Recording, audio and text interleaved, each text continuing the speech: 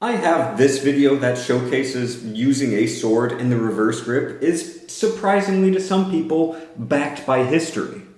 Now, a surprising number of people have said, that's not reverse grip, that's just half-swording.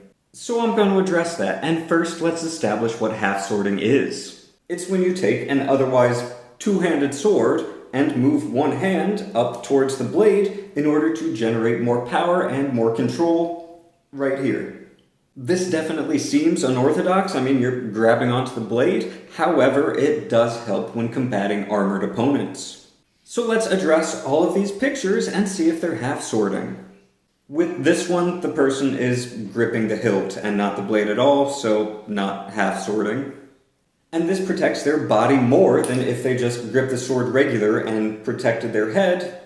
This one right here is gripping the blade, however, it's not gripping it with the other hand, so if anything, it's at the very least incredibly unorthodox half-swording.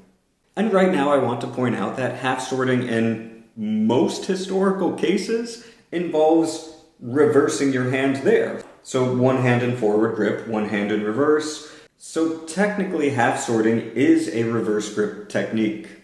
But anyway, that's not what I'm getting at. With this one down here, he's holding the sword by the blade with his left hand, so that fits that with half-swording, but he's not holding the blade, and he's not using it for more power and more control. It's just a transportation method. Which isn't the stylized Ahsoka Tano anime video game version of reverse grip, however, it's still the sword in reverse grip. Which means that the blanket reverse grip is always bad doesn't really apply because this is a good way to hold a sword when your hand is otherwise occupied. This one down here is medieval art, so not a fighting manual. However, I think it's pretty obvious that it's not half-swording. Now, you could argue that this is a dagger. However, it has a fuller. We don't see the entire length of a blade because it's inside a person. But the blade is at the very least longer than the wielder's forearm, so pretty long for a dagger if it is one. Oh, and I skipped this one with the Dusak. I think it's pretty obvious that it's not half-swording.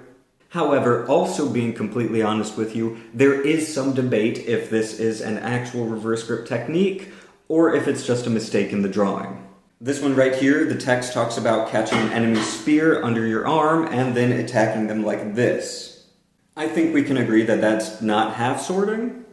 And the reason behind this in the text is because the person drew with the reverse grip while trying to catch the spear, and attacking like this with the sword definitely seems unorthodox. However, I'd like to point out that using spears exactly like that in the reverse grip has been done for a lot of history. And lastly, this one. This definitely does look like half-swording. He's got one hand on the hilt, one hand on the blade, so that fits with half-swording. However, if we look at the panel before this and the entire exchange, we see that this is a very specific situation where somebody is fighting a dagger. Fiore de Liberi, one of the founding fathers of historical European martial arts, pretty much talks about kind of egging your opponent on by dropping your blade, and then saying something like, the Celtics had an off-season this year.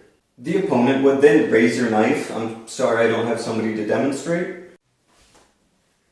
Alright, I got someone. Your opponent would then raise a knife and attack you with it. And so you would take a step back and then raise your sword, which it's important to note that this is still in the scabbard, which will lull your opponent into a false sense of security. So you raise that, catching the knife, and then you extend the scabbard and poke them in the eye, and then you have an unsheathed sword in order to transition to a forward grip and continue attacking. So, is this half-swording? In spirit, no, it's completely different.